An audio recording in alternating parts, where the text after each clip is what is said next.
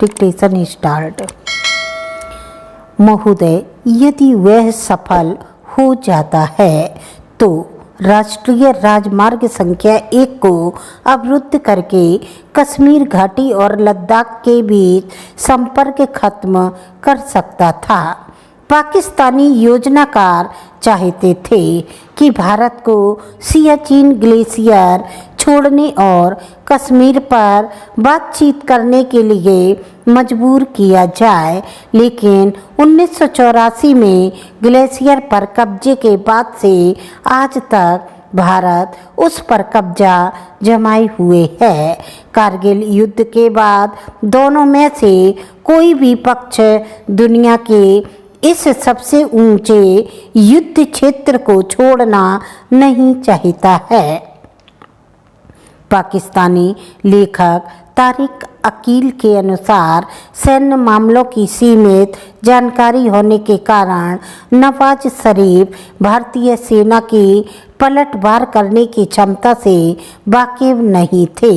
वह इस भ्रम में थे कि घुसपैठिए सफल हो जाएंगे और कारगिल पर कब्जा कर लेंगे, जिससे भारत को कश्मीर पर अंतिम समझौता करने के लिए मजबूर किया जा सकेगा और वह इतिहास में कश्मीर विजेता के रूप में जाने जाएंगे।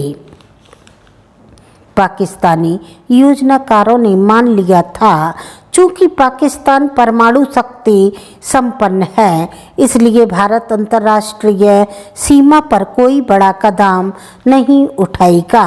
अंतर्राष्ट्रीय समुदाय प्रारंभिक चरण में ही हस्तक्षेप करेगा, जिससे नियंत्रण रेखा के पार मिली बढ़त पर पाकिस्तान का कब्जा हो जाएगा तथा चीन पाकिस्तान का पक्ष लेगा और भारतीय सेना ऊंचाई पर लड़ने के लिए प्रशिक्षित पर्याप्त सैनिक नहीं जुटा पाएगी। लेकिन ये सारी बात गलत साबित हुई। किसी ने भी पाकिस्तान की इस बात को नहीं माना कि कश्मीरी स्वतंत्रता के लिए भारतीय सेना से लड़ रही है और उनमें पाकिस्तानी सेना शामिल नहीं है।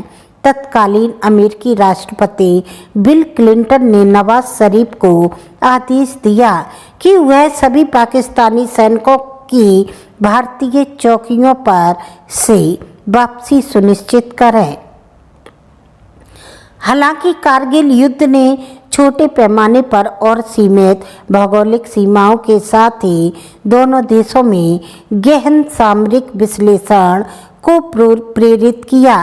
भारत ने अपनी राष्ट्रीय सुरक्षा की कमियों पर चर्चा की। वाजपेयी सरकार ने की सुब्रमण्यम के नेतृत्व में पाकिस्तानी हमलों के लिए जिम्मेदार घटनाओं तथा सशस्त्र घुसपैठियों के खिलाफ राष्ट्रीय सुरक्षा के रक्षा उपायों की सिफारिश के लिए कारगिल रिव्यू कमेटी गठित की। कमेटी ने अपनी रिपोर्ट में कहा कि राजनीतिक नौकरशाही सैन्य और खुफिया प्रतिष्ठानों ने यथास्थिति बनाए रखने में अपना निहित स्वार्थ खोज लिया। उसने जोर देकर कहा कि कारगिल युद्ध पाकिस्तान की ओर से चल रहे छद्म युद्ध और परमाणु सुरक्षा वातावरण को देखते हुए राष्ट्रीय सुरक्षा व्यवस्था की व्यापक समीक्षा की जरूरत है। युद्ध के बाद के मूल्यांकन की गंभीरता को रेखांकित करते हुए खुफिया तंत्र, आंतरिक सुरक्षा, सीमा प्रबंधन और रक्षा प्रबंधन का मूल्यांकन करने के लिए 4 कार्य बलों की स्थापना की गई। 2 रिपोर्टों के कारण राष्ट्रीय सुरक्षा के प्रबंधन में कई बदलाव हुए। केंद्रीकृत संचार और इलेक्ट्रॉनिक को संभालने के लिए 2004 में राष्ट्रीय तकनीकी अनुसंधान संगठन का गठन किया गया था। सेना की विशिष्ट खुफिया जरूरतों को पूरा करने के लिए रक्षा खुफिया एजेंसी का गठन किया गया। आपको डिक्टेशन अच्छी लगी तो आप लाइक करें, सब्सक्राइब करें। That's all.